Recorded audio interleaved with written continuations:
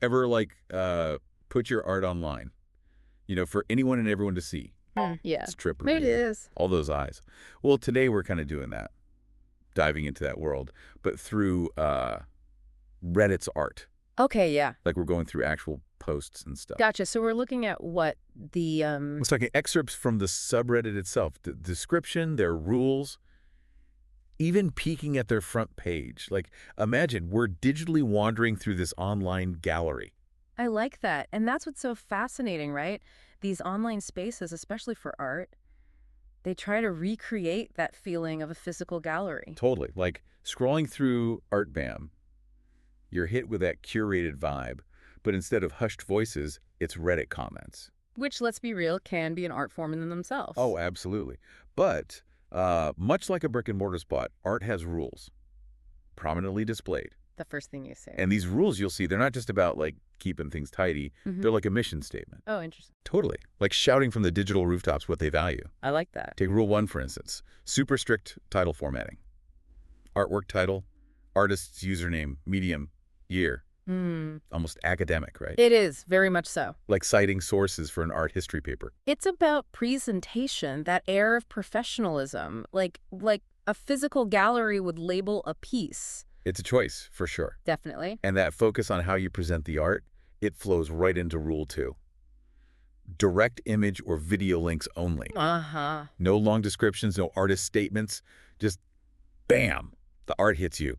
What you make of that? Well, I mean, in our fast-paced, digital world, it makes sense, right? It's about that immediate impact. Cutting through the noise. Exactly. Then there's rule 4, which honestly made me do a double take. No sketches or doodles. Oh, wow. Yeah. It's like they're saying, this is the place for works in progress, only the finished product. It really suggests a dedication to a certain level of mastery, when you say polished, refined work. Makes you wonder, though, what it means for emerging artists. Right. Like, is it aspirational, pushing artists to refine their skills?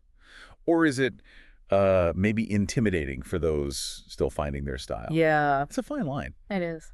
And speaking of potentially controversial, rule 6, no memes or low-quality work. Bold statement. Yeah, that one throws open the doors to the whole subjective world of quality in art. Who decides what's low effort? One person's low effort is another's masterpiece. Yeah. But I get it. For the community's goals, maintaining some standard makes sense. It's true. It's like curating an art exhibition. You wouldn't just include anything. Right. Now, rule 8 takes a different turn.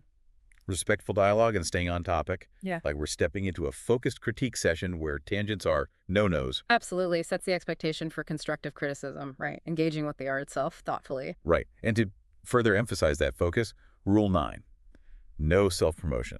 Like this is a space for pure art appreciation, not a marketplace. It's refreshing, a break from the constant self-promotion everywhere else online. It's like they're building this digital sanctuary for art, guarded by these rules. Yeah. But it makes you wonder, how common is this? Like in the whole online art world, are other spaces trying to be this curated? It's a good question. And, while tons of platforms thrive on self-promotion and chasing algorithms, there's a growing movement towards this, curated experience. Think like niche online galleries or artist-run forums, even some subscription-based platforms where it's about the critique and community, not likes and follows. So art isn't alone in wanting this more, intentional space. Not at all. There's a real hunger for it. Spaces where artists can, escape the noise, share their work without feeling like they're always selling something, and get actual feedback from people who get it, the struggle. Makes sense, because fostering genuine artistic dialogue online, it's like, whoa, minefield. Everyone's a critic. Algorithms often favor flash over substance. Easy to get lost. Exactly. And that's where these curated communities come in. It's like by having those clear expectations, by valuing quality over quantity, they're trying to build an environment for, more meaningful conversations. Yeah. About the art. It's like the difference between shouting into the void and actually having a conversation. Yeah. In a well-lit room. Right. But this makes me think, do these strict rules and this emphasis on polish, does it risk excluding voices, artistic styles that don't fit? That's the thing, right? It's a balance, a specific artistic vision, sure, but also openness, inclusivity. It's an ongoing challenge for these communities. Yeah. And it raises bigger questions, too, about representation, access, within the art world itself, both online and off. It's true. Who gets to define good art, or whose voices are heard or not heard in that process? And these questions, they get even trickier when you bring in, well, remember what we were saying about AI art? Yeah. NFTs. Absolutely. Those topics really highlight how blurry the lines are becoming. What art can be, who makes it, how we experience it. In this digital age, for sure. Right.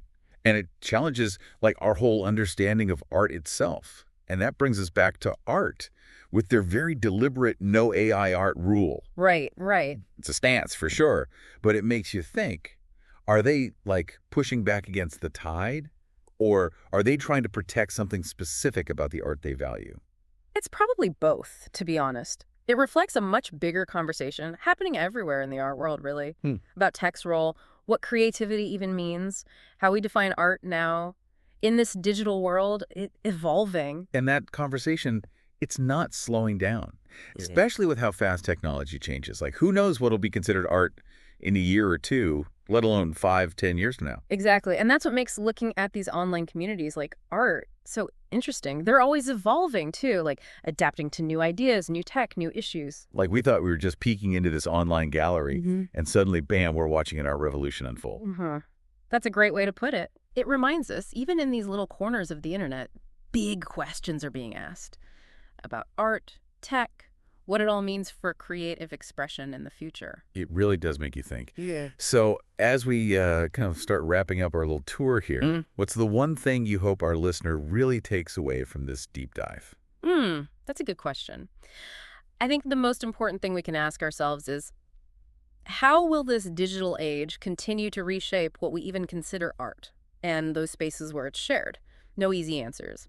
But exploring communities like art, it gives us a glimpse at the exciting and, yeah, sometimes challenging possibilities ahead. Absolutely. Lots to think about. Well, that's our deep dive on Reddit's art community. Hope you enjoyed this closer look at the rules, the art, and the big questions they spark. Until next time.